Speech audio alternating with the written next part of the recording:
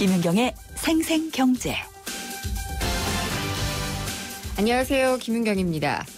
각종 페이 서비스 많이 나오죠. 삼성전자도 삼성페이 시범 서비스에 나섰습니다. 이 삼성전자의 갤럭시 최신 기종을 갖고 있는 사람들이라면 자신의 신용카드 연계해서 쓸 수 있도록 하는 건데요. 굉장히 편리하게 생각이 되지만 보안은 괜찮나 이런 생각도 들고요. 또 소프트웨어 기반의 페이들, 그러니까 네이버 페이, 다음 카카오페이와는 또 어떻게 다른지도 궁금합니다. 오늘 이 궁금증들 풀어봅니다. 삼성물산과 제일모직 합병이 되느냐 마느냐를 결정할 임시주주총회가 내일 열립니다. 캐스팅보드를 주고 있는 국민연금이 삼성물산의 손을 들어줘서 합병이 성사될 가능성은 높아 보입니다만 아직 게임이 다 끝난 건 아닙니다. 외국인 주주와 함께 중요한 것이 바로 또 소액주주들의 입장인데요. 오늘 삼성물산 소액주주연대 연결해서 얘기 들어보도록 하겠습니다. 김윤경의 생생경제 1부 시작합니다.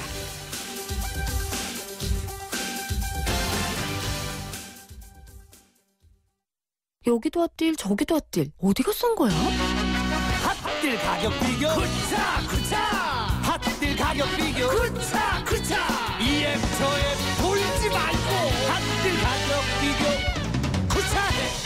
쿠차해요. 지금 쿠차 앱을 다운받으세요. 핫딜 가격 비교 쿠차. 방을 구하는 당신, 무작정 발품 팔다 얻은 무릎 통증, 허위 매물에 낚인 마음의 상처, 아이고, 직방으로 해결하십시오.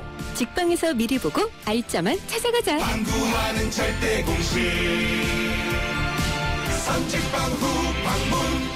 직방. 당신의 새 협주곡은 큰 성공을 거둘 것입니다. 의사의 최면 치료는 좌절한 작곡가에게 힘을 주었고 그렇게 탄생한 이 곡, 라흐마니노프의 피아노 협주곡 2번입니다. 대한항공 러시아 4개 도시 운항. Korean Air. 발빠르게 전하는 증시 마감 시황. 따끈따끈한 오늘의 증시 소식과 함께 심층 분석 시작합니다. 오늘의 증시 분석. 김윤경의 생생경제 베러앤디퍼런트 르노삼성자동차 제공으로 1부 시작하겠습니다. 오늘 증시 알아보겠습니다. 흥국증권 리서치센터의 서동필 수석연구원입니다. 안녕하십니까? 예, 안녕하세요. 오늘은 시장이 어떻게 끝났나요? 네, 오늘은 장 후반으로 가면서 더 힘을 발휘해서 전반적으로 좋은 모양새로 마감을 했습니다. 네. 종합주가지수는 14.98포인트, 0.72% 상승해서 2087.89포인트에서 마감을 했습니다. 코스닥 역시 12.81포인트, 1.68% 상승해서 774.40포인트에서 마감을 했습니다. 수급 측면에서 보게 되면은 외국인 투자자들은 거래소에서는 좋지 않은 모습을 보였습니다만 장마판에 가서 주식을 좀 사주면서 98억 원 코스피에서 매수를 해줬고요. 기관 투자자 역시 420억 원 정도 주식을 사주었고 반면에 개인은 430억 원 정도 주식을 팔았습니다. 반면에 코스닥 시장에서는 외국인 투자자들 500억 원 정도 주식을 샀고요. 기관 역시 500억 원 사전 반면에 개인은 한 700억 원 정도 주식을 팔아서 아무래도 이 관심은 코스피보다는 코스닥에 조금 더 많은 관심이 몰렸다, 이렇게 평가할 수 있겠습니다. 네, 오늘 시장에 주요한 재료가 있었나요? 오늘 시장의 가장 관심거리 중에 하나는 삼성물산과 제일모직의 합병에 관련돼서 이 엘리엇 매니지먼트가 내놓은 이 합병에 대해서 반대하는 의견, 이것에 대해서 법원이 일단 항고를 거절했기 때문에 내일 있을 주총에서 삼성물산과 제일모직의 합병이 무난하게 이루어질 거다. 이것이 큰 재료가 되었습니다. 이로 인해서 우리 삼성전자 주가 3.81% 올랐고요. 제일모직 주가는 5.72% 오르면서 제일모직은 시가총액 순위 5위까지 올라섰습니다.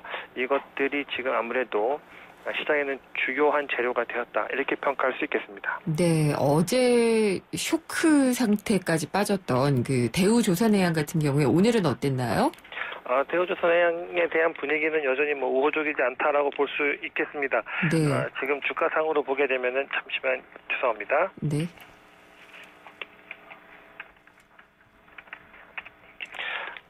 주가는 오늘도 6.51% 하락을 했습니다. 그래서 네. 8,80원까지 갔는데요. 워크아웃에 대한 뭐 얘기가 있다란 여러 가지 루머가 있었는데 뭐 회사에서는 부인했지만 여전히 시장에서는 한번 관심에서 내놓은 종목에 대한 관심을 갖지 않겠다 이런 의사들이 좀 분명해 보여서 네. 주가 측면에서는 반등하기에는 조금 시간이 걸리지 않겠는가 이렇게 볼 수 있겠습니다. 그동안 좀 위협적이었던 그리스 같은 경우에는 이제 좀 해소가 되는 분위기고요. 중국 변수는 어떤가요? 뭐 중국 시장에 대해서의 방향성은 좀 논하기 쉽지 않습니다. 오늘은 한 3% 정도 하락하기도 했지만 지금은 0.6% 정도 상승을 하고 있습니다. 여전히 장중 변동성은 예상을 넘어설 만큼 아주 크게 나타나고 있으니까 중국 증시의 그동안의 급락은 막아냈다라고 평가할 수 있겠지만 여전히 불안한 모습은 이어지고 있다라고 보여집니다. 네. 뭐 오늘 어떻게 보면은 장 초반에 많이 하락을 했던 것 때문에 우리나라 시장도 불편했지만 사실 중국 증시 반등에 들어가면서 우리나라 시장도 역시 좋은 영향을 받았기 때문에 오늘은 나쁘지 않다. 하지만 중국 시장은 여전히 변동성이 클 수밖에 없기 때문에 예의주시할 필요가 있다. 이렇게 보고 있습니다. 네. 코스닥 쪽에서는 좀 특징적인 모습을 보였던 업종이나 종목이 있나요? 코스닥에서는 오늘 뭐 다음 카카오 같은 그다음에 뭐 거래소 종목이지만 NC소프트 같은 이런 온라인 업종에 대한 관심이 다시 커지고 있는 것 같습니다. 그동안에 제약바이오에 관심이 많이 쏠려 있었지만 시장은 다시 컨텐츠 중심, 온라인 중심의 기업으로 다시 관심이 좀 옮겨가는 것 같으니까 전반적으로 이 코스닥에서는 다음 카카오, CJ ENM 이런 쪽이 좋았습니다. 컴퓨터도 좋았고요.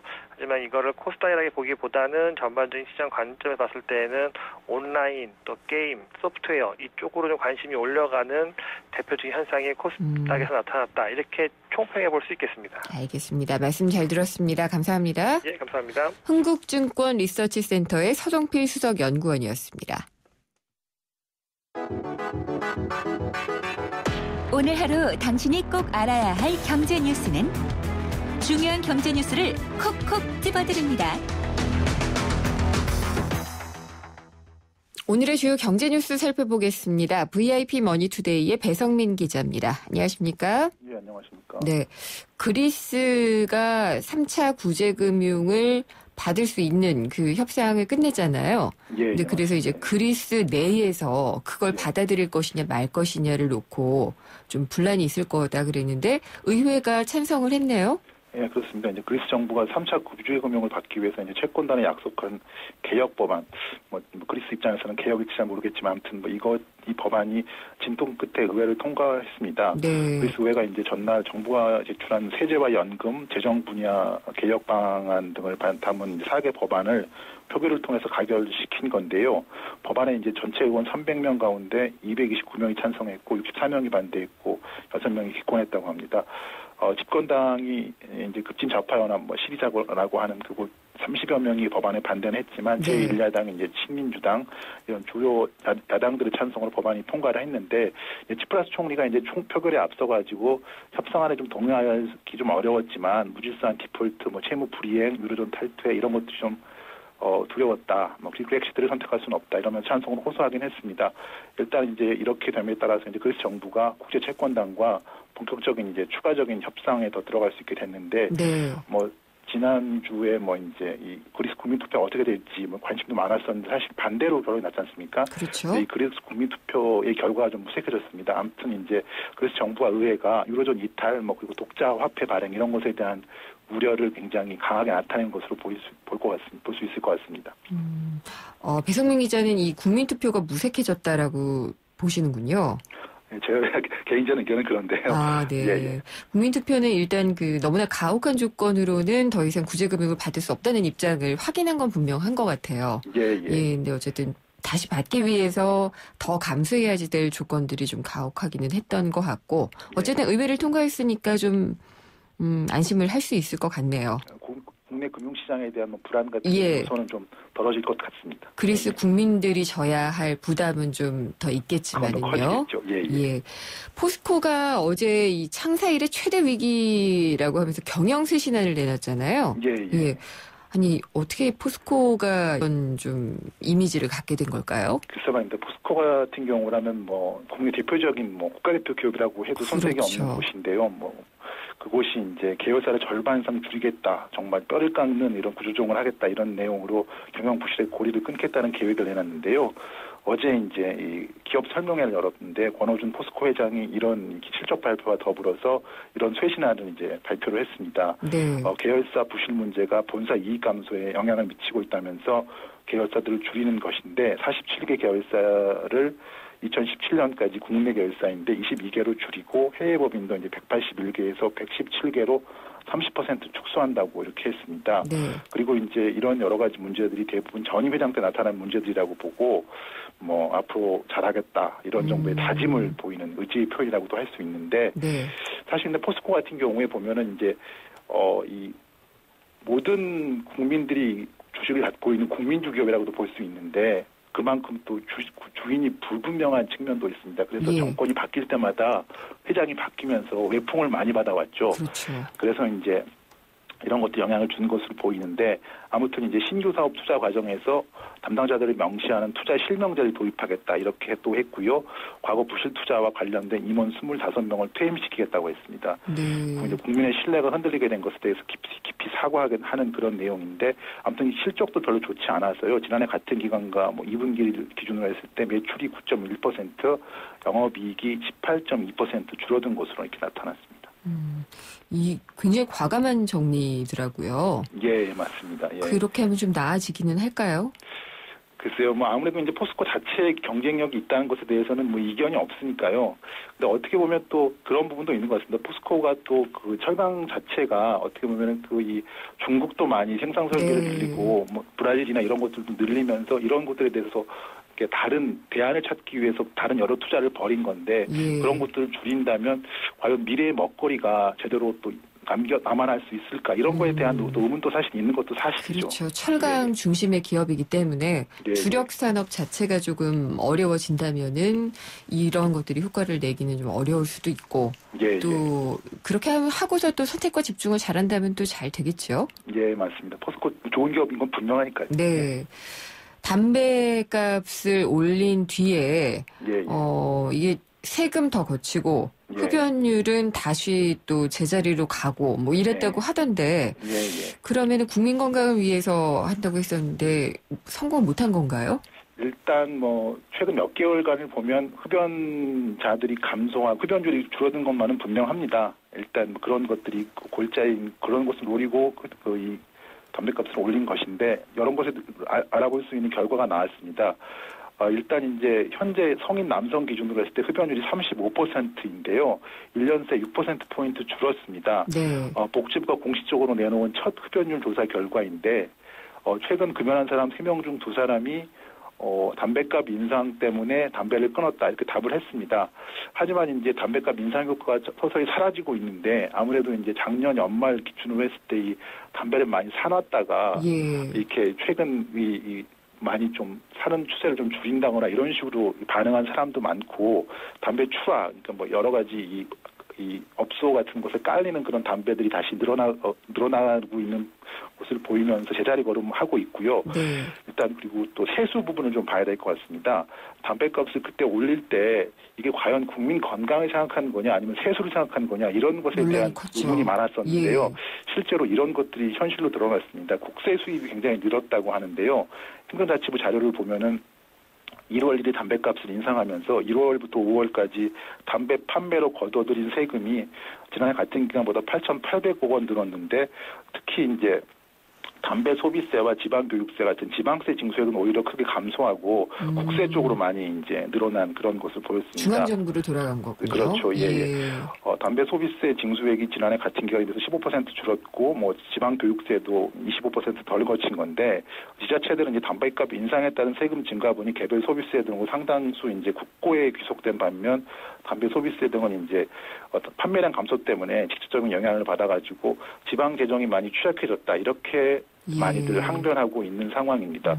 예. 항상 지방정부에서는 중앙으로 돌아가는 것보다는 좀 많이 떨어지기를 원하고. 예, 그래서 내고장 담배 피기 뭐 이런 것도 있긴 하죠. 뭐 예. 바람직한 것인지 모르겠습니다만. 그러니까요. 이게 참 가치 판단하기가 어려운데 국민 건강이라고만 했기 때문에 증세는 아니라고 했었기 때문에 더 참 다시 들여다보게 되는 수치인 것 같습니다. 네, 맞습니다. 예.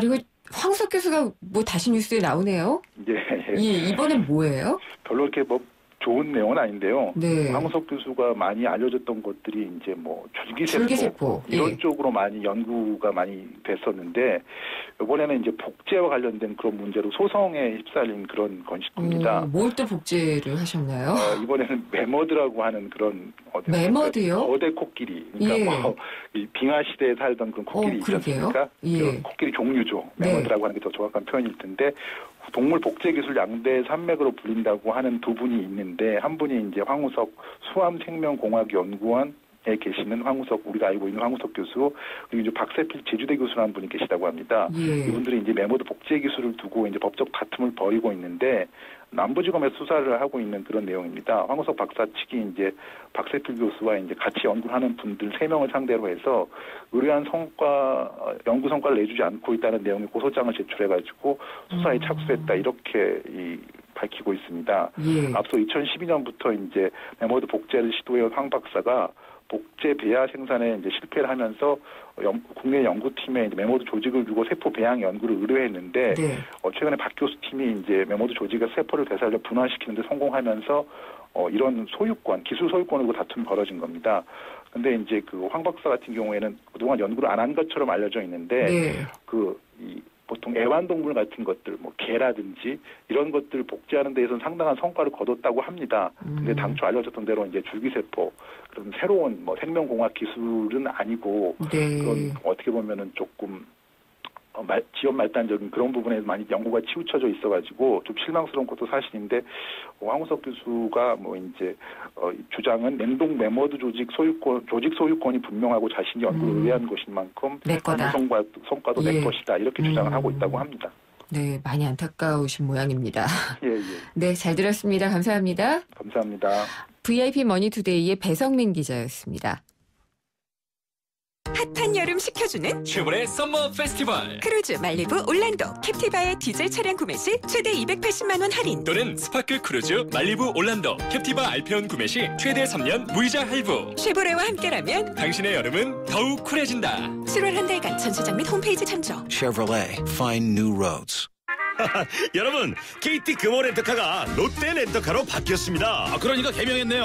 별명은 그대로입니다. 오, 별명이 뭔데요? 대한민국 넘버원 렌터카. 오, 그렇군요. 대한민국 넘버원 렌터카, 이제 롯데 렌터카입니다. KT 금호 렌터카의 새 이름 롯데 렌터카.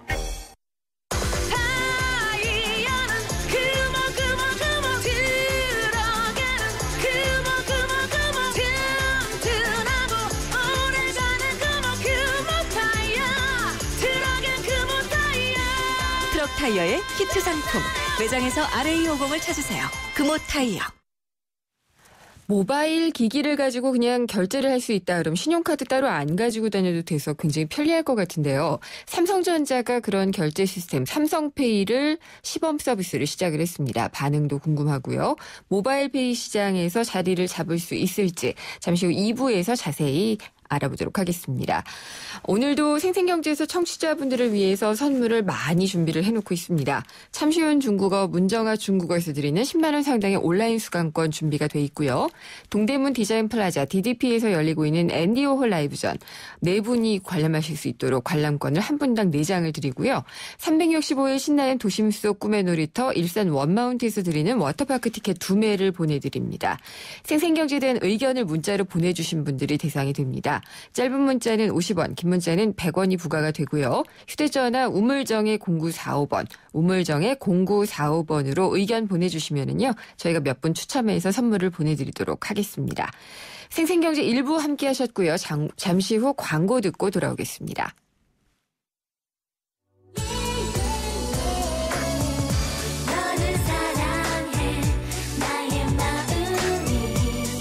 안녕하세요. 라일이 엄마 SS의 슈입니다.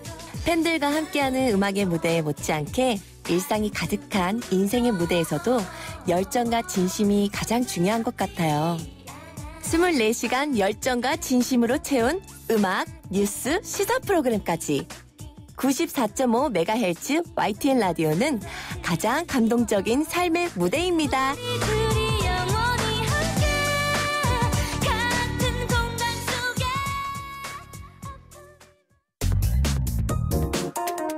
우리 경제의 민낯을 한꺼풀 벗겨보는 경제 뉴스. 경제를 위한 새로운 시각. 김윤경의 생생경제.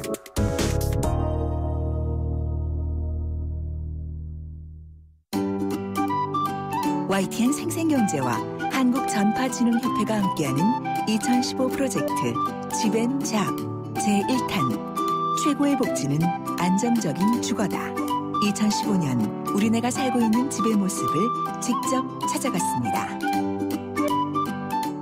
집앤잡. 오늘은 과천시 벼량동과 중앙동 일대 중심 상업지구에 대해서 살펴보겠습니다. 벼량동에 위치한 한 상가, 주민하고 잠시 얘기 나눠보겠습니다. 정부 부처가 세종시로 좀 빠져나간 뒤에 영향이 좀 있을 것 같은데 어떠세요? 그 청사에서 밥 먹으러 나오시는 분들도 있을 텐데 없고 또 다른 부처가 들어왔다 해도 그분들이 정착하기 전에는 밖으로 나오는 경우가 많이 없거든요. 일반 여기 상가가 아주 큰 상가가 아니고 작은 상가들이 많은데 그 손님 한 분 한 분이 하루 매출에 지장이 있으니까 비어있는 상가가 많이 있어요. 인근 공인중개사 사무소에 방문해서 관계자와 얘기 나눠보겠습니다. 기획재정부나 국토교통부 등 이렇게 정부 부처 이전 후에 3년이 지금 지났는데 이쪽의 상권은 지금 어때요? 지금 내려간 부처들이 빈자리에 지금 약 한 500명 지금 못 들어오고 있는 것 같아요. 이제 그만큼 상권이 약해진 건데 미래창조과학부가 그대로 여기 있는 걸로 지금 발표를 했고요. 방위사업청이 내년 3월까지 이제 들어오게 되면 상권은 전보다 나빠지진 않습니다. 상가 시세는 이제 1층 기준을 했을 때 약 한 4천에서 5천 정도 갑니다. 지금은 이제 공실률이 거의 없는 걸로 지금 조사되고 있어요. 그러면 이 과천 아파트 가격이 좀 부처 이전으로 내려갔다 이런 기사들도 좀 있더라고요. 어떤가요? 아파트 쪽은? 제일 많이 빠졌다가 지금은 제일 많이 아마 회복한 걸로 나타날 겁니다. 큰 평수 기준으로 하면 거의 시세 평당 3천만 원 정도를 지금 회복하고 있죠. 이 재건축 소식도 들려오고 있던데 이 가격이 좀 얼마나 뛰었나요? 최근에 이제 거래가 상당히 많이 되고 있어요. 사업 승인 이후에 약 한 3천에서 5천 정도 가격 상승이 지금 되고 있습니다. 지금까지 YTN 생생경제와 한국전파진흥협회가 함께하는 2015 프로젝트 집앤잡 과천시 벼량동과 중앙동 일대 중심 상업지구에 대해서 살펴봤습니다.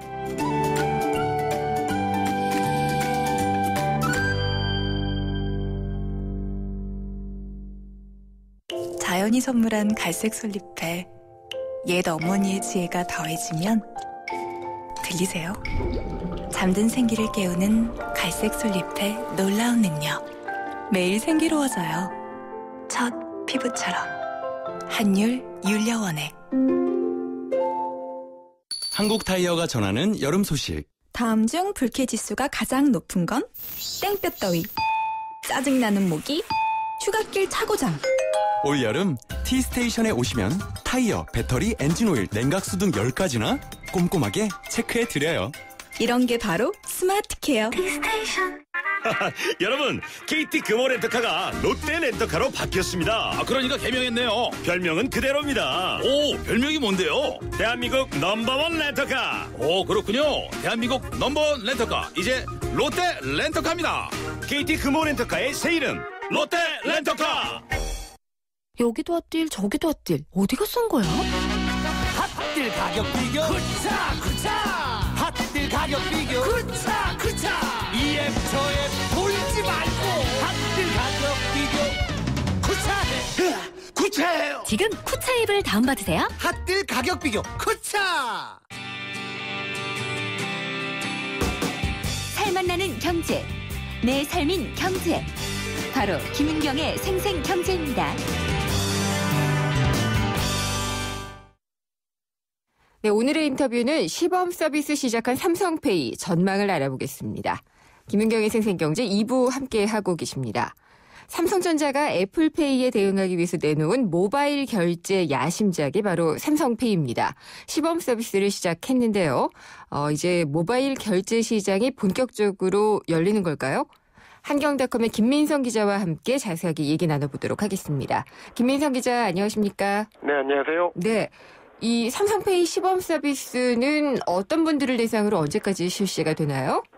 네, 삼성카드가 어제부터 삼성페이 베타 테스트를 실시하고 있는데요. 예. 일단 1,000명을 모집을 했습니다. 모집이요? 네네, 1,000명을 모집을 했고요.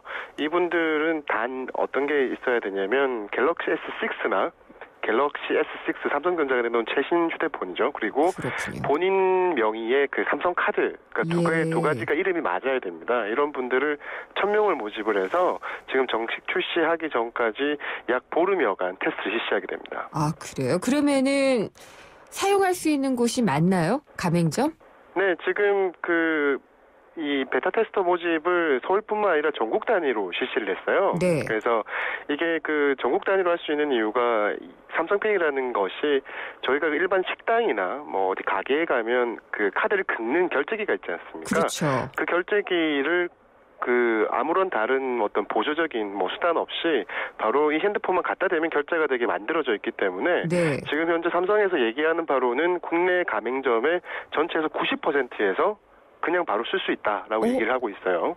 그래요? 네, 그래서 베타 테스터들도 삼성페이를 깐 S6 엣지 모델로 보통 자신들이 생활하는 생활 공간 안에서 밥값도 내보고 또 옷도 사고 또 이렇게 편의점 같은 데가 소액 결제들을 얼마든지 할 수 있는 시스템으로 되어 있습니다. 그래서 베타 테스터들한테 많이 쓰는 사람, 결제 숫자뿐만 아니라 결제 금액이 많은 사람한테 카드 포인트를 혜택으로 주겠다. 이런 것까지 내걸고 있어요. 네네. 그래요? 어느 정도 자신이 있으니까 지금 그럴 텐데. 네네. 그렇다면 다른 경쟁사들은 지금 상황이 어떤가요? 지금 경쟁사라고 얘기할 수 있는 게 애플 그리고 구글이 있겠죠. 그렇죠. 지금 아마 많은 분들이 요새 하도 페이들이 많아서 헷갈리실 것 같은데 삼성페이나 애플페이 혹은 이 구글페이는 디바이스 기기 기반의 간편 결제들입니다. 네. 그러니까 예를 들면 네이버페이도 있고 다음 카카오 같은 데서 하는 카카오페이 같은 것도 있잖아요. 그런 시스템들은 소프트웨어 기반의 결제 대행 시스템이거든요. 네. 두 가지가 차이가 있는데 애플페이나 구글페이 같은 경우에는 애플도 자신들의 아이폰이라는 디바이스를 만들고 삼성도 갤럭시를 만들고 구글도 구글 레퍼런스 폰들을 안드로이드 폰에 탑재되는 시스템들을 많이 만들지 않습니까? 네. 그래서 이 3파전 우리가 모바일 전쟁 떠올리실 때 애플, 구글 삼성 떠올리시는데 이들이 자신들의 디바이스 안에서 자신들이 직접 개발한 휴대폰 기반의 결제 서비스를 진행하는 싸움을 벌이고 있다. 일단 이렇게 보시면 될 것 같고요. 애플페이 같은 경우에는 이미 미국에서는 지난해 연말부터 서비스가 되고 있고 또 최근에 영국에서도 서비스가 시작이 됐습니다. 그렇죠. 그래서 이미 한국까지 좀 들어오려고 이미 한국에 있는 카드사들과 협의를 벌이고 있어요. 벌이고 있고 그리고 구글은 안드로이드 페이라고 하거든요. 안드로이드 페이 같은 경우에는 최근에 구글 I.O.를 통해서 발표했지만 이 다음 버전의 소프트웨어 업데이트 때부터 안드로이드 페이를 지원할 거라고 합니다. 그래서 세계에서 안드로이드 폰 쓰시는 분들이 워낙 많으시잖아요. 그렇죠. 갤럭시 S6도 따지고 보면 안드로이드 폰인데 이 폰에서 얼마든지 쓸 수 있는 안드로이드 페이가 장착이 되고 세 가지 다 기술, 방식, 보안 수준 등등은 유사한 수준이다 이렇게 보시면 될 것 같습니다.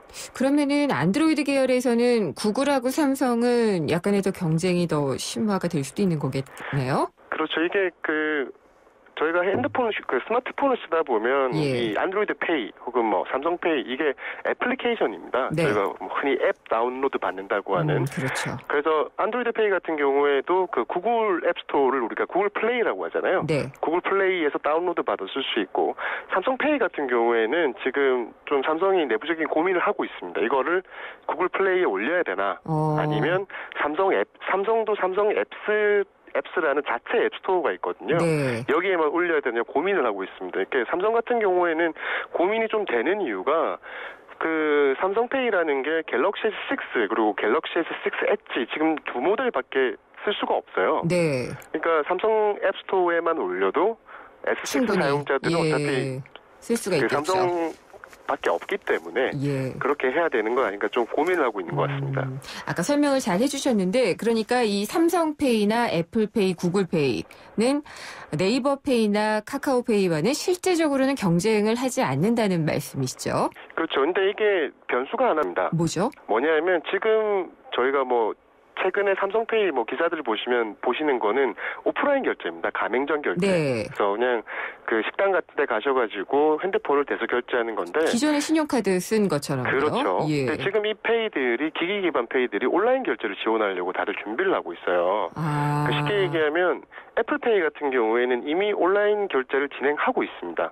네. 그러니까 쉽게 얘기하면 저희 어디 쇼핑몰 같은 데 가서 밑에 구매 버튼 같은 게 있잖아요. 네. 구매 버튼 옆에 애플페이라고 이렇게 애플은 달고 있습니다. 그렇군요. 네, 달고 있는 경우가 지금 스타벅스, 또 디즈니몰, 그리고 우버, 이런 그 온라인몰에 다들 달려 있거든요.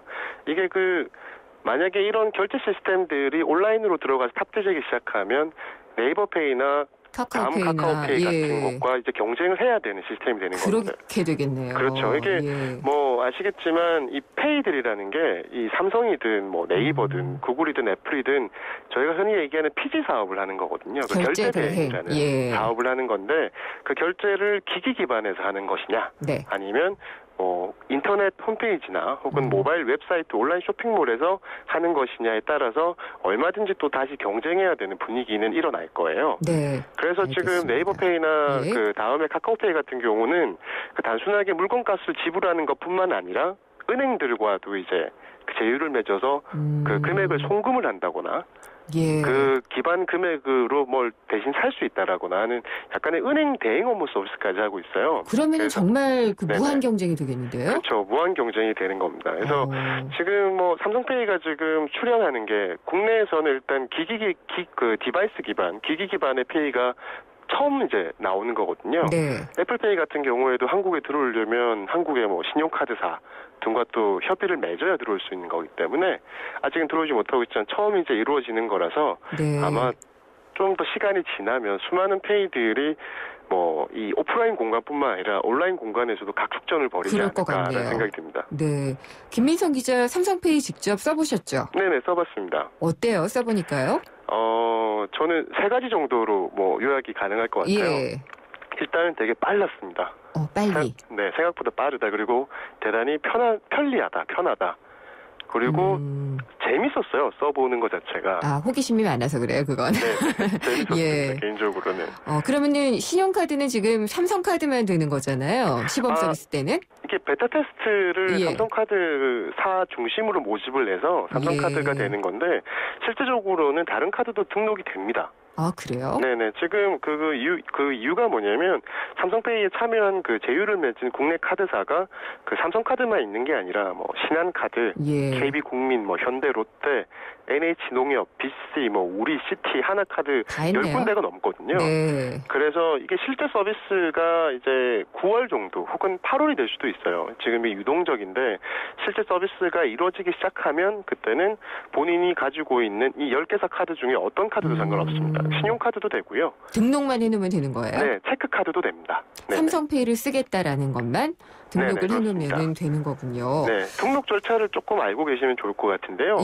이게 말씀드린 것처럼 반드시 기억하셔야 될 거는 삼성페이도 본인의 이름 그리고 갤럭시 6도 본인의 이름 그리고 그 카드도 본인의 이름이어야 됩니다. 자기만 쓸 수 있게. 네네. 그래서 그거를 어떻게 등록을 하냐면 삼성페이 앱을 다운로드를 받을 때 삼성 어카운트라는 게 있어요. 아마 삼성 핸드폰 쓰시는 분들은 아실 텐데 구글의 아이튠스처럼 본인 일종의 개인정보 로그인하는 곳입니다. 그래서 삼성페이 앱을 설치를 하면서 계정 로그인을 해서 내가 이 사람이다. 이 삼성페이 주인은 나다라고 이제 인증을 하고 거기서부터 지문 사용을 바로 이제 인증을 받아요. 그렇군요. 인증을 받은 다음에 이제는 스마트폰을 켜서 스마트폰에 본인이 가지고 있는 신용카드나 체크카드를 이제 인식을 시켜서 약관 동의 등을 거치면 바로 사용할 수 있는 상태가 됩니다. 김민석 기자가 좋은 점 3가지? 그러니까 뭐 흥미로운 점 3가지를 꼽아주셨잖아요. 네네. 저는 궁금한 게 2가지가 있는데 네네. 처음은 오류가 잘 안 나든가 이걸 물어보고 싶어요. 네네. 그리고 나서는 보안 문제 역시 그게 궁금하거든요. 네네. 네. 첫 번째 그 오류 문제에 대해서 말씀하셨는데 예. 이게 결제가 됐는지 안 됐는지도 몰랐어요. 실제 그 식당에 써봤는데 예. 그 카드를 건네주지 않습니까? 저희가 보통 식당에 뭐 점심값을 치르면 저기 신용카드 뭐 2만 원 이거 결제해주세요라고 드리면 주인이 받아서 긁고 돌려주지 않습니까? 그렇죠. 이거 같은 경우에는 스마트폰을 주면 주인들이 일단 약간 당황해요. 어떻게 하시라는 익숙하지 건가요? 않으니까. 예. 그래서 이거를 이렇게 그 카드 결제기 긁는 곳에 이렇게 대시면 돼요라고 되면 주인분들도 되는 순간에 신용카드가 승인됐습니다라는 그 기계의 팝업이 이렇게 바로 떠서 놀라시는군요. 바로 된다고 해서 예. 이게 그 굉장히 가까운 거리 안에서 되기 때문에 카드를 긁는 효과처럼 대단히 그 정확률이 높습니다. 네. 근데 보안의 문제 같은 네네. 경우에 더 구체적으로 질문을 드리면 내가 네네. 신용카드를 잃어버렸단 말이에요. 네네. 근데 그거를 당장 그 다른 사람이 뭐 자기 스마트폰에 등록해서 쓸 가능성은 없는지도 궁금하고. 네네. 예, 내가 휴대폰을 잃어버렸을 때 그때도 네네. 걱정이 될 것 같아요. 그 첫 번째 말씀하셨던 만약에 내가 신용카드를 분실했는데 상대방이 누군가가 주워서 삼성페이 등록할 수 있지 않을까 말씀하셨는데 네. 아까 제가 그 갤럭시 S6 자체 카드 등록 절차를 말씀을 드렸었어요. 자기 이름으로만. 네네. 네. 여기에 그 이름이 있지 않습니까? 그 카드를 보시면 카드 번호가 있고 유효 기간 그다음에 이름 그다음에 뒷면에 보시면 3자리 보안 코드가 있어요. 그렇죠. 그것들이 입력이 됐을 때 아까 말씀드렸던 삼성 계정에 있는 그 사람 이름과 반드시 맞아야 됩니다. 알겠습니다. 네네. 그리고 내가 휴대폰을 잃어버렸을 경우.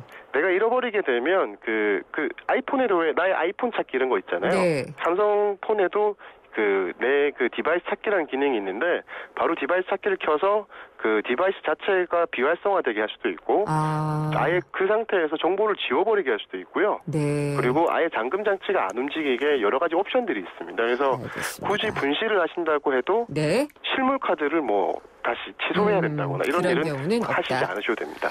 알겠습니다. 아마 조금 더 써보면은 여러 가지 또 점들이 나올 것 같은데요. 그때 또 연결하도록 하겠습니다. 감사합니다. 감사합니다. 한경닷컴의 김민성 기자였습니다.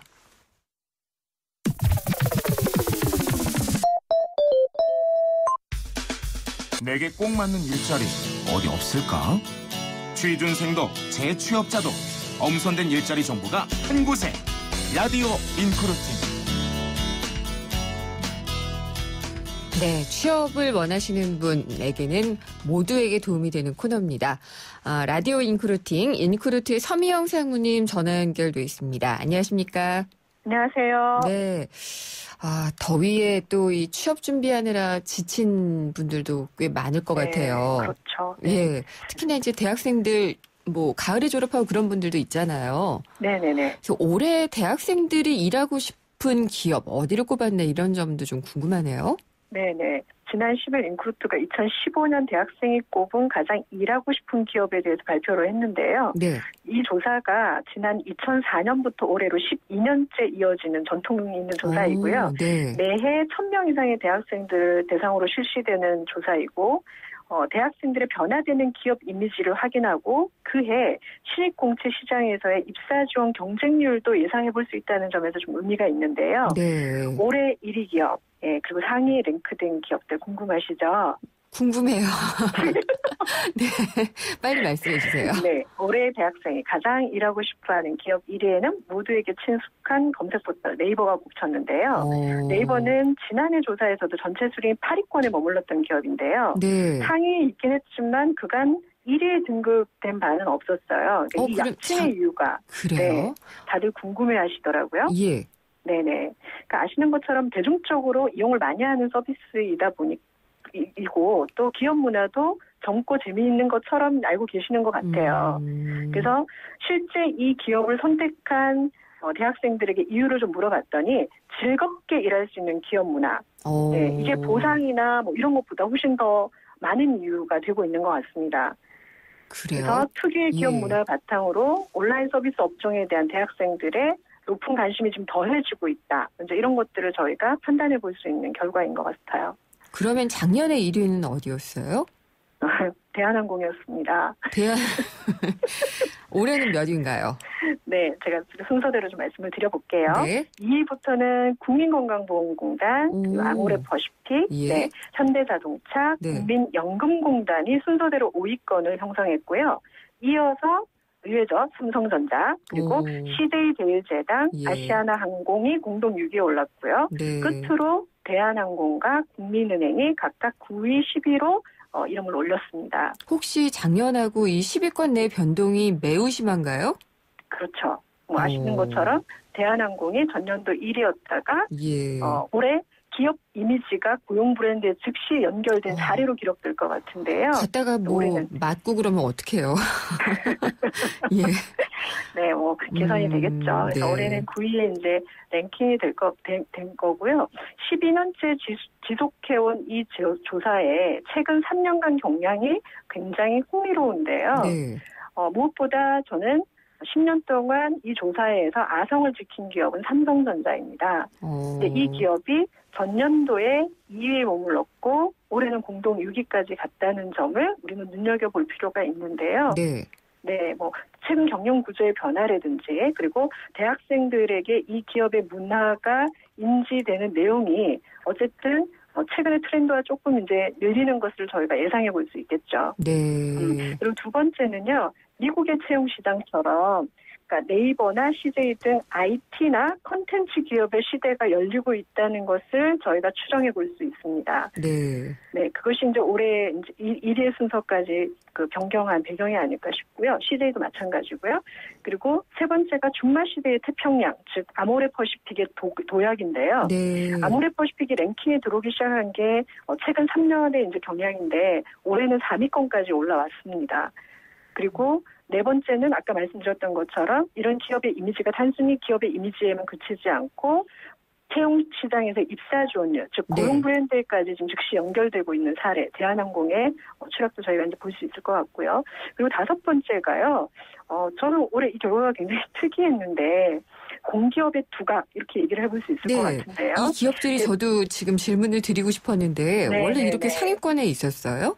아니요. 그래서 한국전력공사가 공기업으로는 유일하게 10위권 내에 계속 이제 들락날락 했었습니다. 네. 근데 올해는 한전이 아닌 그 자리를 다른 두 공기업이 꿰찼는데요. 예. 국민건강보험공단하고 연금공단이었습니다. 그래서 이 이유가 무엇일까라고 저희도 좀 의아하면서 분석을 했는데 뭘까요? 대학생들이 선택한 이유는 안정성, 정확히는 낮은 인력 감축 위험 및 학과원 수익 기반 때문이었습니다. 그래서 그렇군요. 대학생들이 이런 인력 감축에 대한 뉴스나 이런 것들을 예의주시하게 보는 것 같고요. 예. 공기업이라 하더라도 같은 공기업이라 하더라도 이런 이슈가 좀 적은 기업들을 계속 이제 선택해 나가고 있는 경향성들을 좀 볼 수 있습니다. 네, 이제 투명하게 다 공개가 되니까 정보를 가지고 판단을 하기도 쉽긴 하지만 정말 발빠르게 다들 정보를 취득해서 선택을 하고 있군요. 근데 한국전력 같은 경우에 뭐 실적 안 좋다는 얘기도 있고 또 나주까지 내려갔잖아요.